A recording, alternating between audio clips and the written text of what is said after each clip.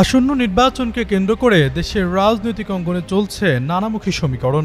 দলীয় কর্মকাণ্ড স্থগিত থাকায় ভোটের লড়াইয়ে অংশ নিতে পারবে না টানা ১৭ বছর ক্ষমতার দখলে থাকা আওয়ামী লীগ। এমতো অবস্থায় প্রশ্ন উঠেছে আগামী নির্বাচনে কেমন হবে দলটির সমর্থকদের অবস্থান। জুলাই অভ্যুত্থানের পর দলের শীর্ষ নেতারা দেশ থেকে পালিয়ে বিশ্বের বিভিন্ন স্থানে অবস্থান করছেন। সেখান থেকেই প্রতি মুহূর্তে সরকার বিরোধী কর্মসূচি পালনে নেতাকর্মীদের নির্দেশনা দিচ্ছেন। এদিকে শেখ হাসিনার সরকারের আরেক সহযোগী জাতীয় পার্টির নির্বাচনে অংশগ্রহণ ঠেকাতে সরব গণ অধিকার পরিষদ এনসিপি সহ বেশ কয়েকটি রাজনৈতিক দল। অন্যদিকে দেশের প্রধান রাজনৈতিক দল বিএনপির সঙ্গে বিরোধ বাড়ছে জামায়াতে ইসলামীর।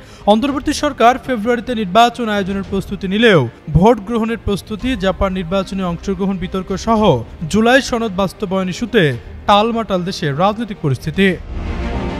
এমন টালমাটাল পরিস্থিতির মধ্যে আগামী নির্বাচনকে কেন্দ্র করে মুক্তিযোদ্ধাদের নিয়ে নতুন দল আসবে বলে মন্তব্য করেছেন সাবেক বিএনপি নেতা অ্যাডভোকেট ফজলুর রহমান।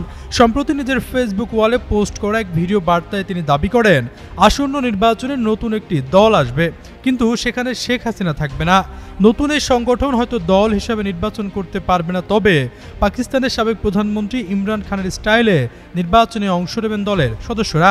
তিনি উল্লেখ করেন, মুক্তিযোদ্ধার পক্ষে ৩০০ আসনের ভোটের লড়াইয়ে অংশ নেবেন সংগঠনের প্রার্থীরা। নতুন দলের নেতৃত্বে কে আসছেন, কারা এর পেছনে থাকবেন, সেসবের কিছুই স্পষ্ট করেনি ফজলুর রহমান।